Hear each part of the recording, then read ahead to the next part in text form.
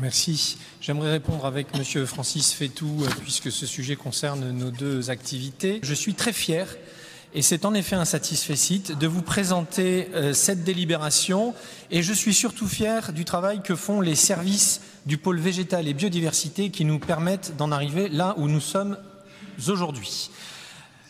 Cette délibération qui porte sur le parking de l'ancien parc floral est l'expression concrète d'une action locale. Ce parking est actuellement recouvert d'un enrobé sur 14 000 mètres carrés.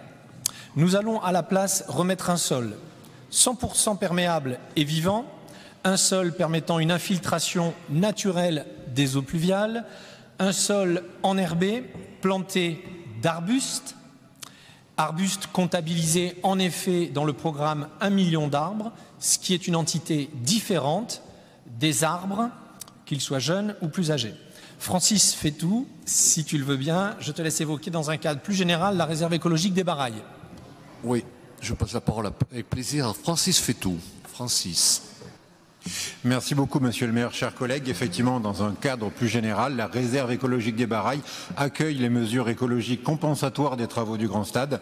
Ces travaux de renaturation écologique très attendus qui contribuent déjà à l'amélioration de la biodiversité de ce vaste espace, notamment sur la consolidation des zones humides par une série d'aménagements favorables à la faune et à la flore, par la réalisation de 700 mètres linéaires de fossés d'une largeur qui va jusqu'à 20 mètres, par la création de corridors écologiques pour la loutre d'Europe, espèce protégée au niveau national, et par la création du havre de paix pour la loutre que nous avons voté en ce conseil municipal en 2021 par conventionnement avec l'association Sistune Nature.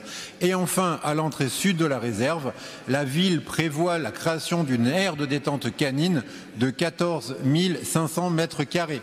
La consultation sur l'animal en ville avait plébiscité la création d'une aire de grande envergure. C'est maintenant lancé. Je suis aujourd'hui heureux d'annoncer aux Bordelaises et aux Bordelais de tout poil que la ville vous a entendu. Et bien évidemment, l'aménagement sera participatif pour le plus grand bien de nos toutous et de leurs propriétaires. Didier. Du côté végétal, nous plantons...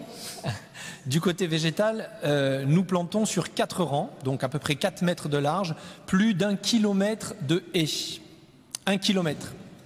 De la marque végétale locale, bien évidemment, avec des poches de microforêt, car ce n'est qu'un outil, hein, ce n'est pas une fin en soi, dommage que M. Poutou soit parti, mais c'est un outil qu'il faut savoir utiliser. Et ceci, c'est une avant-première de la saison 4 Bordeaux Grandeur Nature que je vous annonce maintenant. Nous plantons également avec les écoles, dans le cadre du programme 1 million d'arbres. 140 arbres ont déjà été plantés. Nous mettrons en œuvre des ouvrages hydrauliques pour gérer les niveaux d'eau sur toute la réserve écologique des Barailles. Nous supprimons certains sentiers pour désimperméabiliser, certaines passerelles qui aujourd'hui sont dangereuses pour recréer des zones de quiétude, faune, flore. Et dans le même temps, nous réhabilitons, puisqu'il faut que ces espaces ne soient pas des sanctuaires, mais bien des espaces traversés par nos habitants. Nous réhabilitons 3 passerelles piétonnes, les études sont en cours. Enfin, nous réhabilitons les entrées en installant des petits équipements d'accueil, tables de pique-nique, panneaux de sensibilisation, panneaux d'information, etc. Et je vais te laisser conclure, Francis, si tu le souhaites. Merci Didier. Effectivement, je conclurai en notant la gestion par éco-pâturage de la réserve écologique des Barailles, qui est fait dans le respect du bien-être animal, avec d'un côté des vaches et des poneys sur des prairies réservées aux animaux et non ouvertes au public, et sur un autre côté des brebis dans un parc ouvert au public. Les paysages écologiques de la REB évoluent pour créer un havre de paix pour la biodiversité et surtout un lieu pour se ressourcer avec des observatoires de la faune à destination de nos usagers bordelais, métropolitains ou touristiques.